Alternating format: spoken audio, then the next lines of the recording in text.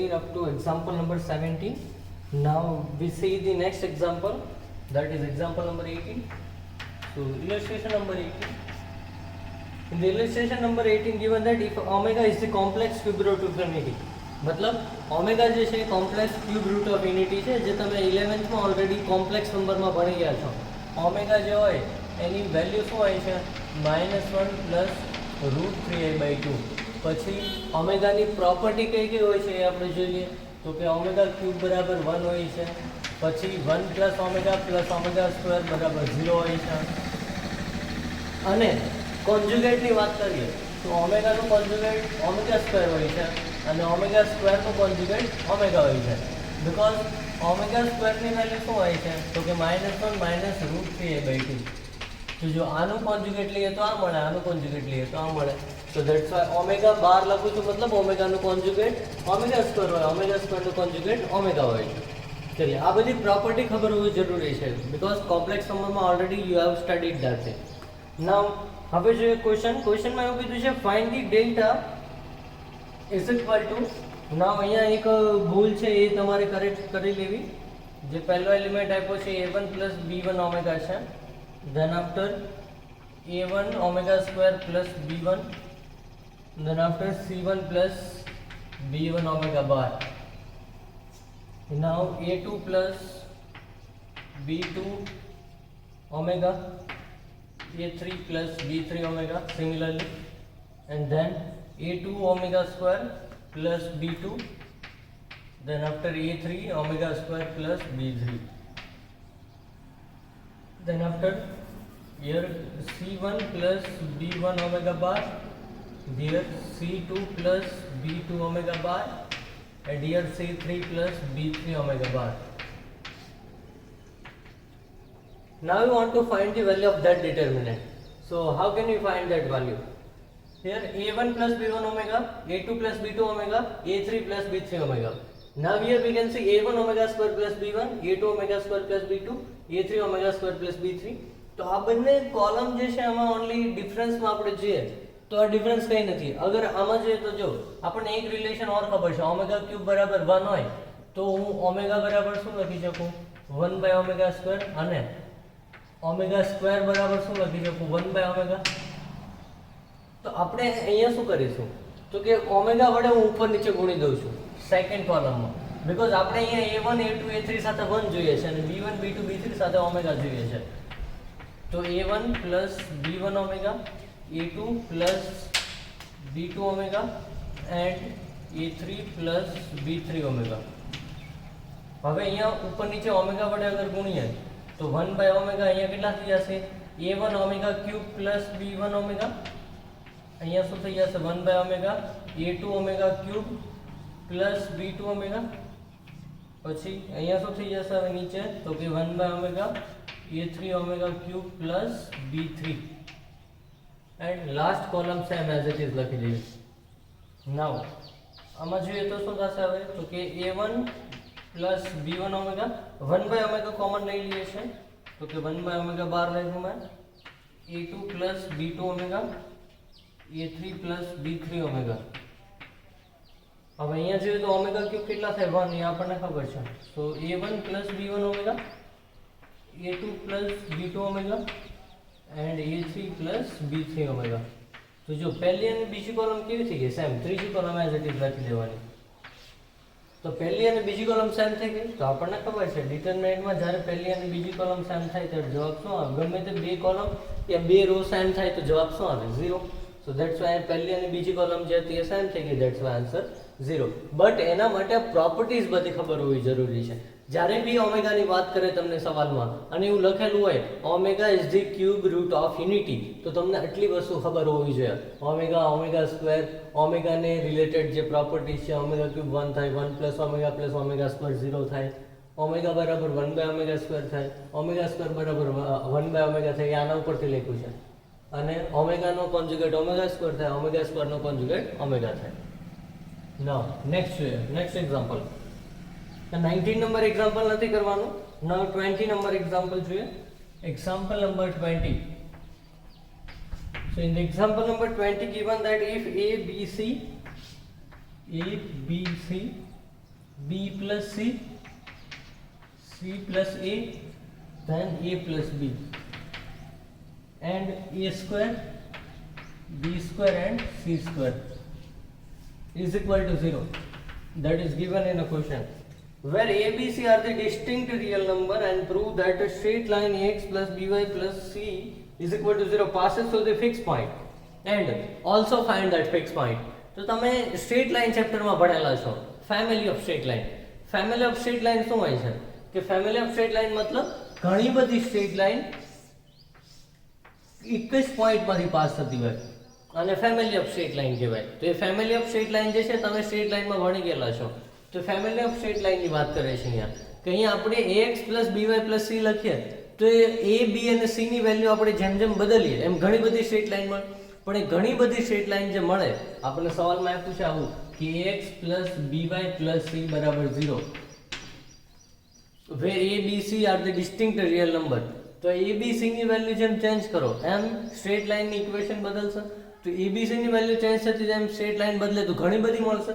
પણ બધી straight line શેમાંથી pass થાય છે? એક પોઈન્ટમાંથી. એવું આપણે પ્રૂવ કરવાનું છે એન્ડ એ પોઈન્ટ કયો છે એ બી આપણે ફાઇન્ડ કરવાનો છે. ચલીએ તો અહીંયા જોઈએ તો કઈ રીતે કરીશું આપણે. તો પહેલા તો અહીંયા શું આપેલું છે a b c, b plus c, c plus a plus b, a square b square c square. તો મેં તમને લાસ્ટ ટાઈમ કીધું હતું કે જ્યારે બી તમે ડિટરમિનન્ટનો ક્વેશ્ચન ટ્રાય કરવાનું ચાલુ કરો તો ફર્સ્ટ ઓફ ઓલ તમારે બે થિંગ્સ જે છે વિચારવાની કે ગમે તે રો યા કોલમને એડ કરવાથી કે કોમન નીકળે છે કે નહીં. ફર્સ્ટ ઓફ ઓલ તો એ વસ્તુ વિચારવાની. અગર નથી થતું ધેન આફ્ટર તમારે પછી row operation, column operation follow કરવાના. એક બીજું બી આવે છે વિચારવાનું, બટ એ કયું ફોર્મ હોય ત્યારે વિચારવાનું એવું હું તમને કહેવા.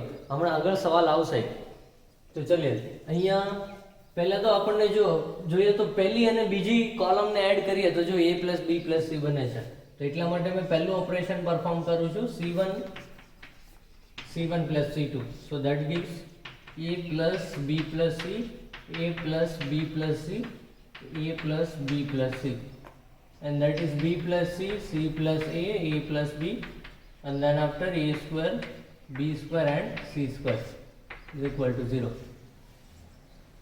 Now here a plus b plus c common out into 1 1 1, here b plus c, c plus a plus b, a square, b square and c square. Now last time એ બી મેં કીધું હતું કે જ્યારે બી તમને 3 1 દેખાય, જ્યારે બી તમને 3 1 દેખાય સવાલમાં તમારે શું કરવાના? બે 0 બનાવવાના ઓલવેઝ. જ્યારે બી તમારી પાસે કોઈ પણ રો યા કોઈ પણ કોલમમાં 3 1 દેખાય એટલે બે 0 બનાવી દેવાના. તો અહીંયા બી સેમ ઓપરેશન પરફોર્મ કરીશું. શું કરીશું? આને -1 વડે ગુણીને આમાં અને આને -1 વડે ગુણીને આમાં એડ કરીશું. તો કે શું થઈ જશે? a plus b plus c. તો અહીંયા એઝ ઇટ ઇઝ આ b plus c a square. now આને -1 વડે ગુણીને આમાં એટલે 0, આને આમાં -1 વડે ગુણીને કરો એટલે કેટલા થશે? a minus b. આને આમાં -1 વડે ગુણીને કરો એટલે કેટલા થશે? b square minus a square. પણ મેં માઇનસ કોમન કાઢીને લખું છું a square minus b square. now આને આમાં -1 વડે ગુણીને કરશો એટલે 0, આને આમાં -1 વડે ગુણીને કરશો એટલે કેટલા થશે? a minus c. -1 વડે ગુણીને આમાં એડ કરવાનું છે આને -1 વડે ગુણીને આમાં a c square minus a square, but minus common કાઢીને લખું તો a square minus c square થશે. so that's why a square minus c square. now હવે આપણે જોઈ શકીએ છીએ કે આ સેકન્ડ રો માંથી કેટલા કોમન આવે? a minus b. Third row માંથી કેટલા કોમન આવશે? a minus c. તો ત્યાંથી કોમન અહીંયા લઈ લઈએ તો કે a plus b plus c into a minus b common and a minus c. તો ત્રણ ટર્મ આપણે કોમન લઈ લીધા. તો વધ્યું શું? 1 0 0, then after b plus c, અહીંયા 1 1, here a square, અહીંયા શું વધશે? તો કે a minus a plus b વધશે, અહીંયા શું વધશે? minus a plus c વધશે. ચલિए તો શું વધ્યું? અહીંયા 1 0 0, b plus c 1 1, a square minus a plus b minus a plus c. હવે અહીંથી એક્સપાન્ડ કરી દેવાનું તો શું થઈ જશે? a plus b plus c into a minus b into a minus c. આ બહારનું. હવે આને એક્સપાન્ડ કરી દઈએ ફર્સ્ટ કોલમથી, બીકોઝ મેં એક્સપાન્ડ કરવામાં શું રૂલ કીધો હતો એ રો એ કોલમને સિલેક્ટ કરવાની કે જેમાં મેક્સિમમ નંબર ઓફ ઝીરો આપેલા હોય. જે રો જે કોલમમાં મેક્સિમમ નંબર ઓફ ઝીરો એના અબાઉટ તમારે એક્સપાન્ડ કરવાનો. તો અહીંયા ફર્સ્ટ કોલમમાં મેક્સિમમ નંબર ઓફ ઝીરો છે કેટલા 2, તો અહીંયાથી એક્સપાન્ડ કરીએ તો શું થઈ જશે? Cross multiplication minus a plus c plus a plus b આવી જશે. તો જો a તો કેન્સલ થઈ જશે તો વધશે શું? a minus b. અહીંયાથી શું વધશે? a કેન્સલ થઈ જશે એટલે b માઇનસ c વધશે. અહીંયા a minus b, b minus c. પછી આને અગર c માઇનસ a લખીએ તો માઇનસ કોમન કાઢવું પડશે. અહીંયા માઇનસ કોમન કાઢવું પડશે. અહીંયા તો માઇનસ કોમન કાઢી લીધું મેં બાર. Minus a minus b, b minus c. આને મેં માઇનસ કોમન કાઢ્યું અને આને પાછળ લખી દઉં છું a plus b plus c. અને રાઈટ સાઈડમાં આપણને આપેલું જ છે સવાલમાં બરાબર શું છે? બધી જગ્યાએ 0 છે. બધી જગ્યાએ રાઈટ સાઈડમાં 0 છે. હવે આપણને એમ કીધું આના બરાબર 0. હવે આપણને સવાલમાં બીજી બી એક વસ્તુ આપી છે a b c બીજી ડિસ્ટિંક્ટ રિયલ નંબર. ડિસ્ટિંક્ટ રિયલ નંબર મતલબ ડિસ્ટિંક્ટ રિયલ નંબર છે મતલબ શું થઈ ગયું કે અહીંયા બધા જ જે છે બધા અલગ અલગ છે. આના બરાબર 0 આપ્યું છે. અહીંયા શું છે? બધા જ a b c ત્રણની વેલ્યુ કેવી છે? અલગ અલગ છે. કોઈ બી બે સેમ નથી. ત્રણ અલગ અલગ છે. ડિસ્ટિંક્ટ મતલબ અલગ અલગ. તો જો a માઇનસ b 0 આના બરાબર 0 કરવું હોય તો a માઇનસ b 0 થાય નહીં થાય, કારણ કે a અને b સેમ હોય તો થાય. પણ એ તો છે નહીં. સવાલમાં એમ કીધું છે a b c ડિસ્ટિંક્ટ મતલબ બધા અલગ અલગ છે. a માઇનસ b 0 નહીં થાય, આ બી 0 નહીં થાય અને આ બી 0 નહીં થાય. તો 0 કોણ હોવું પડે? a plus b plus c. a plus b plus c બરાબર 0 આપણને મળી ગયું. હવે સવાલમાં આપણને શું આપ્યું હતું કે x plus by plus c બરાબર 0. તો આની સાથે આને કમ્પેર કરીએ અગર x plus by plus c બરાબર 0 સાથે આને આની સાથે કમ્પેર કરો તો x બરાબર શું મળે? 1. y બરાબર શું મળે? 1. તો આપણે એનો મતલબ શું કહી શકીએ કે 1,1 પોઈન્ટ એવો હશે કે જેમાંથી આ બધી સ્ટ્રેટ લાઈન પાસ થતી હશે. આપણને જ કીધું હતું ને કે એ પોઈન્ટ ફાઇન્ડ કરો કે જેમાંથી also find that fix point, એવું કીધું હતું આપણને કે આ ફિક્સ પોઈન્ટ ફાઇન્ડ કરો જેમાંથી બધી સ્ટ્રેટ લાઈન પાસ થતી હોય. તો 1,1 પોઈન્ટ હશે જેમાંથી બધી સ્ટ્રેટ લાઈન પાસ થતી હશે.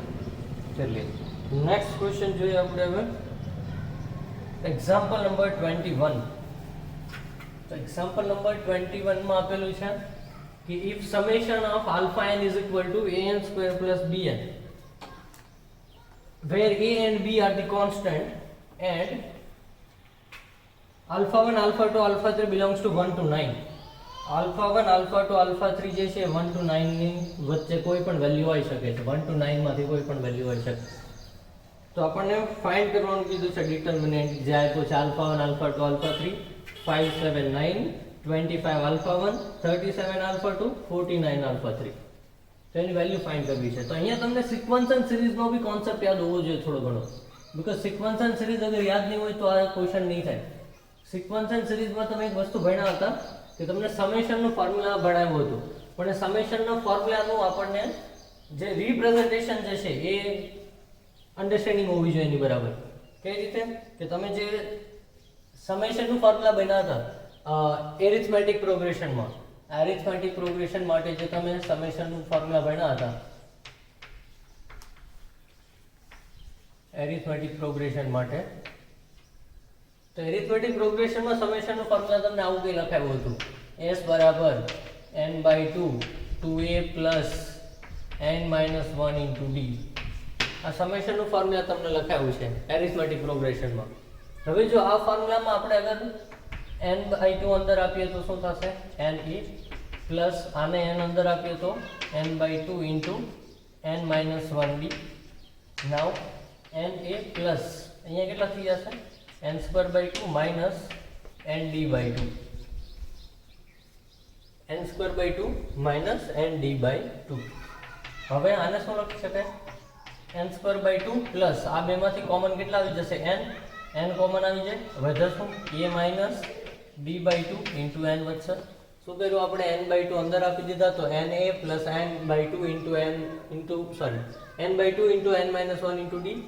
na plus n²/2 minus nd/2. આને આગળ લખી દીધું. આ બેમાંથી શું કર્યું આપણે? કોમન કાઢી લીધું n, તો a માઇનસ d/2 વધશે. હવે આપણે આને કઈ રીતે રિપ્રેઝન્ટ કરી શકીએ? તો s બરાબર આ 1/2 જે છે n સ્ક્વેર સાથે એને હું a લઈ લઉં છું, તો લેટ a બરાબર 1/2 એન્ડ b બરાબર આ a માઇનસ d/2. તો આને કઈ રીતે લખી શકાય? s can be represent an square plus bn. જો આ વેલ્યુ પુટ કરો અહીંયા તો તમને આ વસ્તુ કે તમે જોઈ હશે, s બરાબર an સ્ક્વેર પ્લસ bn, અથવા તો નહીં જોયું હોય તો આ ફોર્મ્યુલા જોયો હશે, પણ આ વસ્તુ યાદ હોવી જોઈએ. આ ફોર્મ્યુલા જે છે આ ટાઈપનું છે, an સ્ક્વેર પ્લસ bn ટાઈપનું.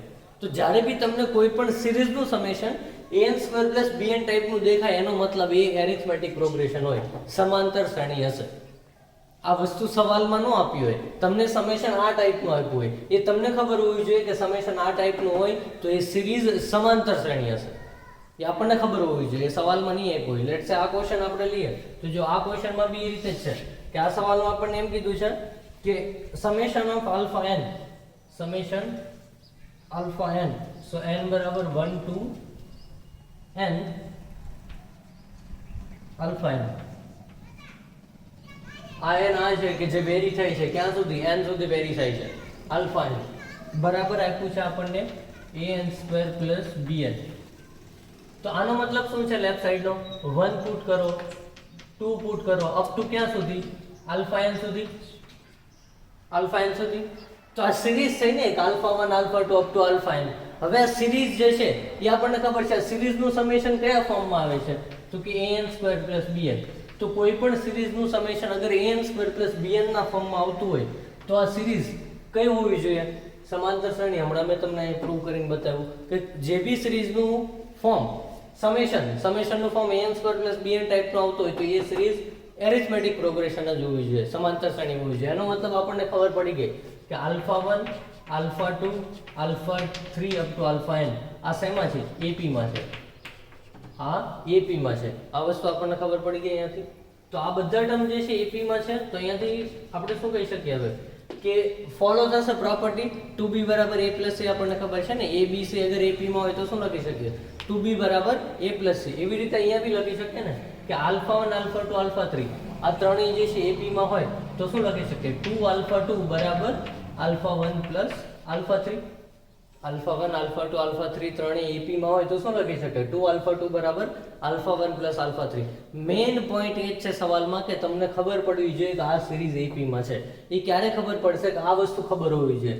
સિરીઝનું સમેશન આ ફોર્મનું છે. અહીંયા હાલાકી એની જગ્યાએ સ્મોલ એ લીધો છે, બીજી જગ્યાએ સ્મોલ બી લીધો છે. વન મોર થિંગ ધ્યાન રાખવું, અહીંયા જે સ્મોલ એ આપ્યો છે એ સ્મોલ એ સિરીઝમાં જે યુઝ થયો છે એ સ્મોલ એ નથી. સિરીઝમાં આ સ્મોલ એ કયો છે? આપણું ફર્સ્ટ ટર્મ હોય છે. આ સ્મોલ એ કયો હોય છે? ફર્સ્ટ ટર્મ હોય છે. પણ આ સ્મોલ એ જે છે આ છે કેપિટલ એ, અહીંયા આપેલો જે છે. અને આ સ્મોલ બી જે આપ્યો છે એ કેપિટલ બી છે. એટલે આ બી ડિફરન્ટ છે, આ ધ્યાન રાખો. આ સ્મોલ એ જે છે સમેશનનું એ અહીંયા નથી લખ્યો. તો an સ્ક્વેર પ્લસ bn ટાઈપનું કોઈ પણ સિરીઝનું સમેશન હોય તો એ સિરીઝ હંમેશા સમાંતર શ્રેણી હશે. તો આપણને એ વસ્તુ ખબર પડી ગઈ. હાલાકી સવાલમાં નહીં આપ્યું હતું એટલે એ વસ્તુ ધ્યાન રાખવી. સવાલમાં નહીં આપ્યું હોય બટ આપણને ખબર હોવી જોઈએ કોઈ પણ સિરીઝ આ ફોર્મની હોય તો એ સમેશન જે સિરીઝ હશે એ શેમાં હશે? AP માં હશે. નવ આ રિલેશન મળી ગયા પછી હવે શું કરીશું? તો કે આપણને એક આપ્યું છે વસ્તુ, શું આપ્યું છે? બીજી વસ્તુ આલ્ફા 1 આલ્ફા 2 આલ્ફા 3 એ 1 થી 9 માંથી કોઈ પણ હોઈ શકે છે.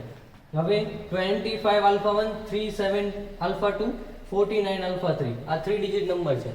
હવે 3 ડિજિટ નંબર હોય એને કઈ રીતે રિપ્રેઝન્ટ કરે? હું તમને એમ કહું અગર 125 તો 125 હોય ને ગમે તે નંબર હોય એને હંમેશા તમે સ્પ્લિટ કરીને લખી શકો. કઈ રીતે?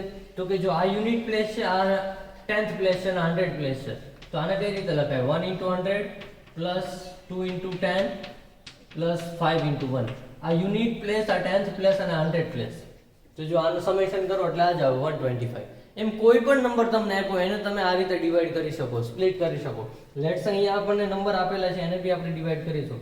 તો કે ફર્સ્ટ આપણને રો આપી છે alpha 1 alpha 2 alpha 3. Alpha 1 alpha 2 alpha 3 આ રો આપી છે આપણને. હવે સેકન્ડ રો જે છે આપી છે 5 7 9. પછી આપણને આપ્યું છે 25 આલ્ફા 1. તો 25 આલ્ફા 1 ને હું કઈ રીતે લખી શકું? હવે 25 આલ્ફા 1 હોય તો અહીંયા 25 આલ્ફા 1 છે, 25 આલ્ફા 1 તો એનો મતલબ 2 into 100 plus 5 into 10 plus alpha 1 into 1 આ રીતે લખી શકાય. તો એ અહીંયા મેં લખીશ 2 into 100 5 into 10 plus alpha 1 into 1.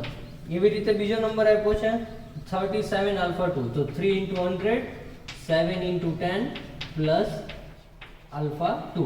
અને ત્રીજો નંબર આપ્યો છે 4 into 100 plus 9 into 10 plus alpha 3. તો હવે શું કરીશું? હવે અહીંયા સાફ દેખાય છે એક વસ્તુ તો કે જો આને પહેલા -1 વડે ગુણીને આમાં એડ કરીએ એટલે આ પાછળના ટર્મ નીકળી જશે આલ્ફા 1 આલ્ફા 2 આલ્ફા 3 આ નીકળી જશે. પહેલું ઓપરેશન શું પરફોર્મ કર્યું? -1 વડે ગુણીને આમાં એડ કર્યું. તો -1 વડે ગુણીને આમાં એડ કરશું તો કેટલા થશે એમાંથી? તો કે આલ્ફા 1 આલ્ફા 2 આલ્ફા 3 ઉડી જશે. હવે વચ્ચેની રો જે છે એનું તો કઈ ઓપરેશન કઈ રીતે હવે પરફોર્મ કરીશું? તો કે આ છેડાના પાર્ટ નીકળી જાય છે. હવે 5 ને કેટલા વડે ગુણવા પડશે? અહીંયા 10 વડે. જો 5 7 અને 9 સાથે કોણ ગુણાયેલું છે? 10. તો સેકન્ડ રો ને આપણે -10 વડે ગુણીને એડ કરીશું આમાં થર્ડમાં. તો બે ઓપરેશન કર્યા.